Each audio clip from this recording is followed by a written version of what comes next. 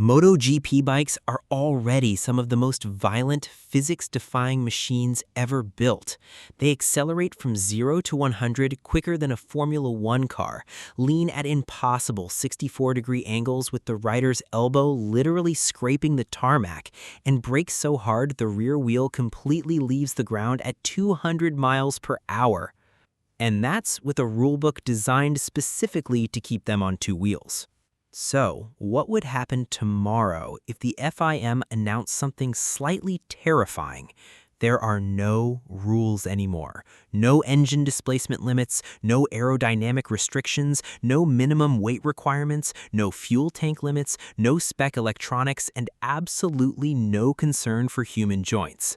What would engineers actually build? Would MotoGP become a glorious hyperspeed ballet, or would it accidentally invent machines so violently powerful that it immediately launches its rider into low Earth orbit? Well, surprisingly, the first problem isn't power, it's survival. The current MotoGP rulebook is a massive, constantly evolving shield. It exists because motorcycle engineers are, by nature, delightfully unhinged. Give them an open-ended goal, and they will gladly build something that breaks the sound barrier while rendering the rider entirely optional. The second the rules vanish, every factory team starts asking the same question: what is actually holding us back? The answer is almost everything. Enthusiastically, let's start with the engine. Modern MotoGP bikes produce around 300 horsepower from a 1000cc naturally aspirated engine. That is an absurd amount of power for a machine weighing just 157 kilograms. Smug. It's a power-to-weight ratio that makes million-dollar hypercars look slow. But MotoGP currently limits cylinder bore size, bans turbocharging, and enforces strict fuel flow limits. Excited. Remove those chains and things escalate quickly. How quickly? Well, back in the 80s and 90s, the 500cc two-stroke era gave us the Widowmakers, lightweight bikes with zero electronic aids that would violently high-side a rider for simply breathing on the throttle. Excited. Now, imagine modern engineering completely unleashed. A twin-turbocharged V4 or even an unrestricted 1500cc motor. 500 horsepower? Easily. 600 horsepower? Possibly. Seriously. But at some point, the exact horsepower number stops mattering because of a fundamental law of physics: traction. Scoff. See, massive horsepower is completely useless if your rear tire is just turning into expensive smoke, or if the front wheel is constantly pointing at the sky. Excited. To keep these monsters on the ground, teams would turn to the most controversial topic in modern motorcycle racing: aerodynamics. And this is where things start becoming ridiculous. Informative. Most people think motorcycle aerodynamics are just about reducing drag. That's true, but modern bikes are actually using wings to generate massive downforce to prevent wheelies. Right now, MotoGP strictly regulates winglet sizes to keep bikes from looking like fighter jets. Mischievous. Without rules, engineers would go completely feral. Excited. We'd see massive, active aerodynamic surfaces, variable sweep wings that flatten on the straights for maximum speed and tilt mid-corner to push the bike into the asphalt. We would see ground effect fairings that seal the underside of the bike to the track when leaned over, effectively using suction to pull the motorcycle into the corner. Intense. Ride height devices, which currently squat the rear of the bike under acceleration, would become fully active computer-controlled hydraulic systems, constantly slamming the bike to the ground to keep the tires glued to the circuit. But more grip means higher cornering speeds, and that leads to a very specific, very fragile problem: the driver, or in this case, the rider. Seriously, unlike F1 drivers who are strapped securely into a carbon fiber survival cell, a MotoGP rider is constantly moving. They hang off the side of the bike, fighting brutal wind blasts and experiencing intense G-forces through their neck, core, and thighs. Unrestricted aerodynamics would push cornering speeds so high that the lateral forces would try to rip the rider body right off the machine. Under braking, G-forces would skyrocket from the current 1.8 Gs to 3 or 4 Gs. Without seatbelts, a rider's arms would simply collapse under their own weight, sending them flying over the handlebars. Thoughtfully, at some point the bottleneck isn't the motorcycle's frame, it's human biology. But engineers despise biological limitations, so naturally they'd try to solve that problem too. Mysteriously, one solution would be reducing vehicle weight. MotoGP bikes are already incredibly light, but current regulations enforce a minimum weight limit of 157 kilograms. Without those rules, things get weird. Whispering, carbon fiber frames, titanium swing arms, beryllium alloy engine blocks, and exotic materials nobody can pronounce. Paint becomes a luxury they can't afford, stripped away to save a few dozen grams. The seat becomes a thin piece of foam tape. Shocking. Eventually, you'd have a 500 horsepower motorcycle that weighs less than a standard dirt bike. Terrifying. The power-to-weight ratio would be similar to strapping yourself to a solid-fuel rocket booster. Puzzled.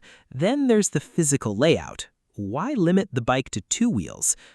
If the rules are gone, what's stopping engineers from adding a third wheel for massive cornering stability, turning MotoGP into a high-tech leaning trike? Thoughtful. Or what about wrapping the entire rider in a fully enclosed, ultra-aerodynamic carbon fiber canopy like the streamliners used for land speed records? The classic silhouette of a motorcycle would completely dissolve. Intense. The biggest revolution, however, would come from active electronics. MotoGP currently enforces a spec ECU with highly restricted software to keep the rider in control. Odd. Without rules, the bike would become a rolling supercomputer.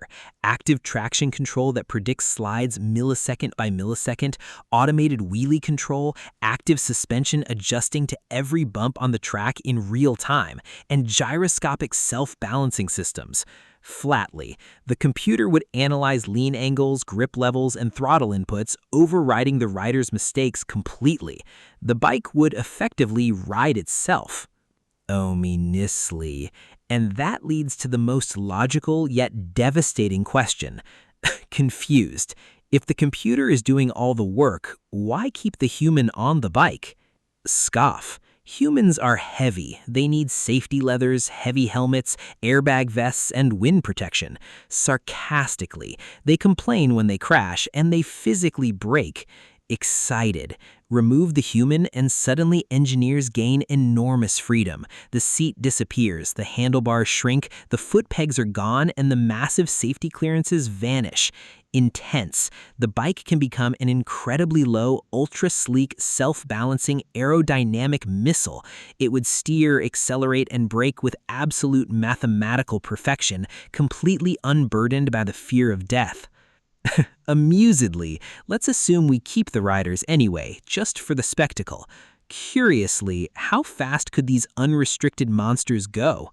Impressed. Right now, the MotoGP top speed record is around 366 kilometers per hour. Odd. That's already fast enough to cover the length of a football field in 1 second. Excited. But with 500 horsepower, active ride height, and streamliner aerodynamics, top speeds would easily obliterate the 500 km per hour barrier. Giggles. On a long straight, it would look less like a motorcycle race and more like a low-altitude jet flyby. Dramatic. And now we arrive at the ultimate, physics-enforced wall. Serious. Tires. Thoughtful. Tires are the unsung heroes of motorcycle racing. Odd. And on a motorcycle, they only have a contact patch the size of a credit card. Terrifying. At 500 kilometers per hour, the centrifugal forces acting on a motorcycle tire are unimaginable. Grim. The tire carcass would deform, ballooning outward under the strain. The rubber would overheat, blistering and tearing apart. Sarcastically, lean the bike over at those speeds and the tire would instantly debead from the rim or explode like a fragmentation grenade, which is generally considered suboptimal. Seriously, to survive, engineers would have to reinvent wheel design, perhaps moving to solid alloy wheels or synthetic composite bands, unlocking another performance increase, which reveals another weakness and another and another. The process never stops, because unrestricted engineering is basically an arms race against reality itself. Reflectively, in the end, after billions of dollars spent, it would be a breathtaking display of engineering, a machine that accelerates faster than a rocket, corners at angles that defy gravity, and runs lap times that make current Grand Prix bikes look like scooters. Sadly, it wouldn't be MotoGP, because the rules don't exist to slow these bikes down. They exist to keep the sport human. Without them, engineers would optimize for pure, cold, mathematical speed. Grimly, the speed doesn't care about the rider's neck muscles, their fear, or their survival. Intense, the ultimate unrestricted MotoGP bike would be the fastest two-wheeled machine in history. Dramatic pause. It just wouldn't have anyone riding it.